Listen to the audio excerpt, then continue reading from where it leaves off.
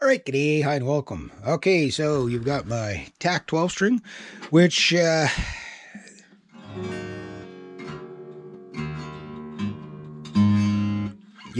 the intonation issues with this guitar's sort of balancing out. I got to play it a little bit more. I just changed the strings on this guitar. Changed the string on this guitar a week ago. Excuse me, sorry. Yeah.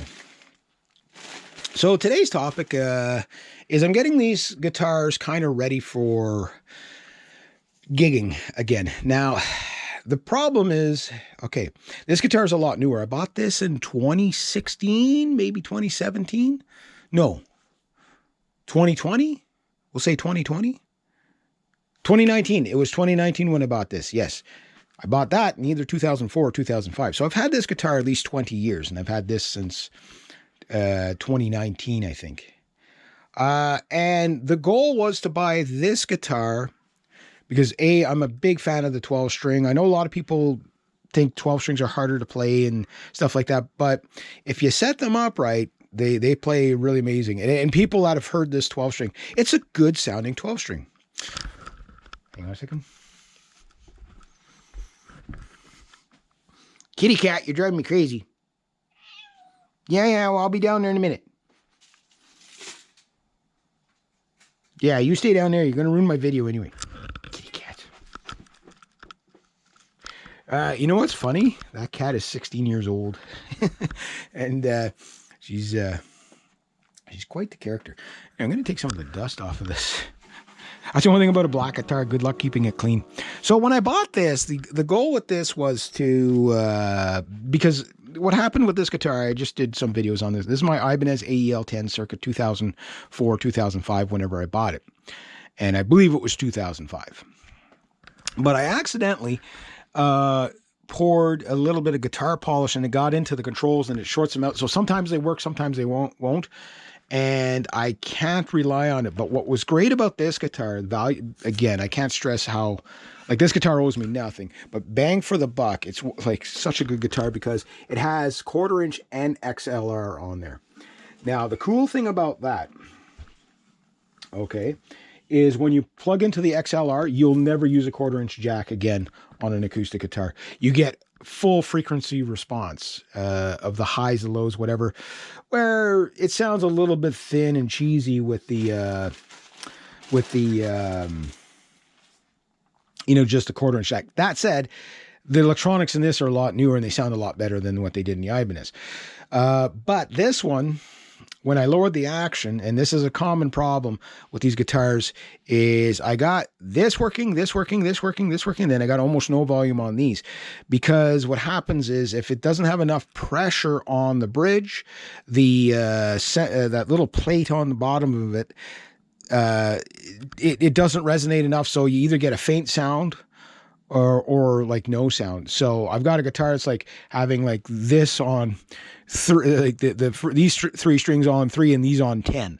So you can't play live like that, which this guitar, it's the G30 model made in China. Now, I don't know what happened. The first 8 months, it was fantastic. The action was okay. I could live with it. And then I walked in the room one day and the action was like that high. Something let go. Now the neck is dead straight. So it's a heel joint issue, the body must, that does happen to acoustic guitars. Not that one, because that one's got a 5-piece neck on it. It's built like a tank.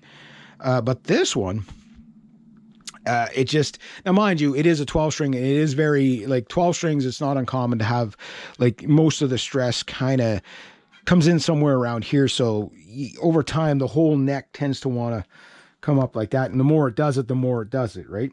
So I tried to fix the issue, but I can't rely on the electronics on this one either, hence why this pickup is in here. But if, as long as it stays in good tune, I can live with, yes, look at this is how much playing I've done with this pickup.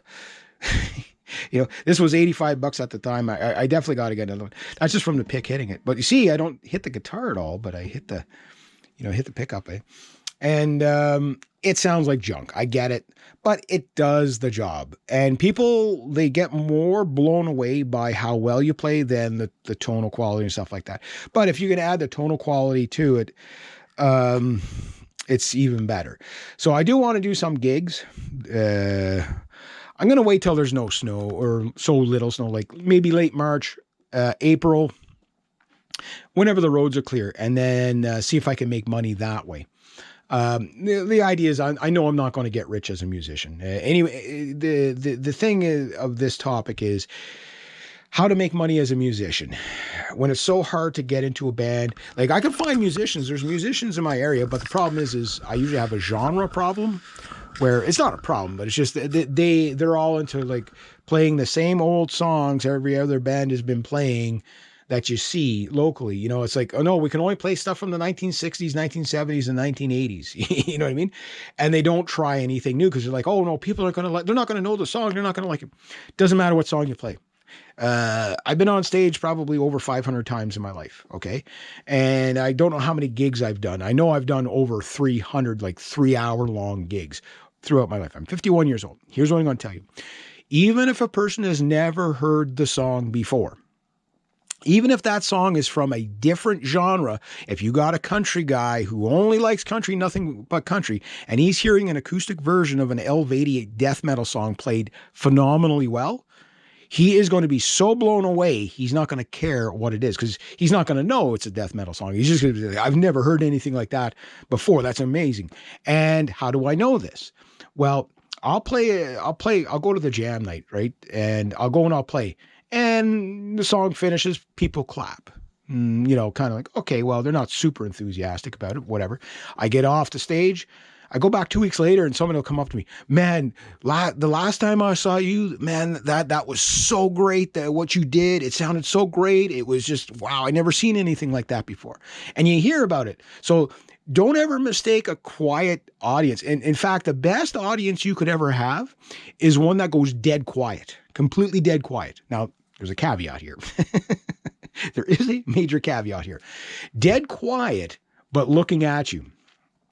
And I've had that happen a couple of times. I remember Paul Gilbert said this. He goes, if I could ever see a night where everybody in the audience, nobody gets bored, right?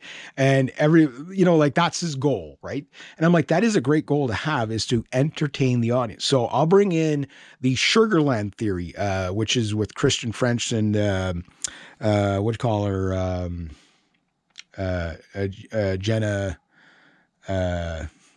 Jennifer Nettles. He was saying, he goes like, when they started the band, they wanted to have, feel good, kind of country pop songs, right?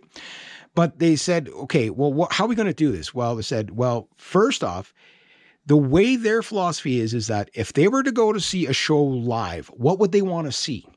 And I'm like, that's a fantastic philosophy, because I'm the same way now. It's like, okay, well, if I was watching myself play live, what would I want to see me do? Right? What kind of curveball would I want to throw out to the audience? And boy, if I can get gigging this summer, I am going to throw a curveball out to the audience that they're just not going to be ready for it whatsoever. I'll just say this. The ultimate test of an instrument is not how reliable it is or how well it plays or how well it sounds. That's all good and dandy, but it's how well you yourself as the musician can make that one instrument stand on its own, meaning that is your orchestra. That is your full band. That's everything.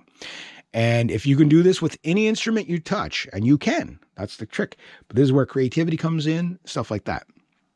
So, for example, the third instrument and possibly fourth instrument, and maybe even fifth instrument, depending on the show where I'm playing, could be a bass and a mandolin, right? So throughout the night, I'll switch up the things. Now, I just playing around with the Dragula, Rob Zombie's Dragula, just on bass, and how that would sound live, just singing and playing the bass at the same time.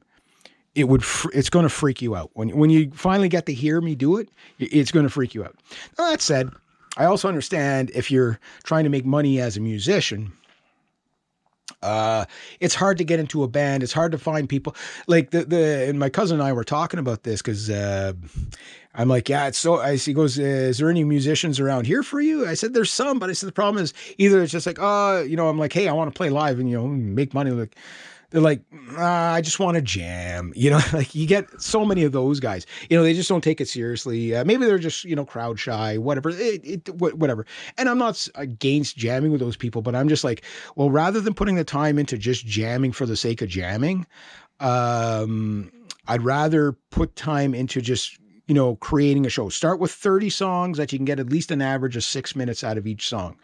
Not all songs are like that.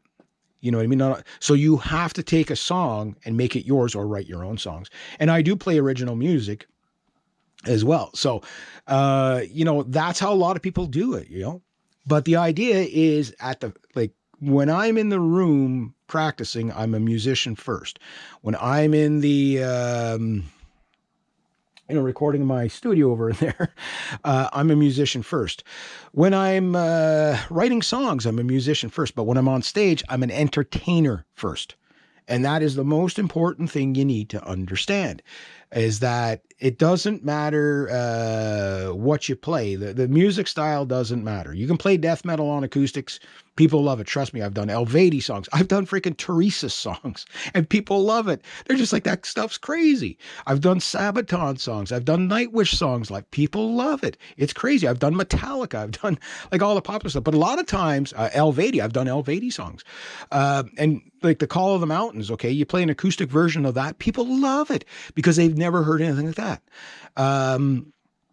They haven't heard that before, right? So they don't know the song. So the thing is because they don't know the song, they're not up and dancing, right?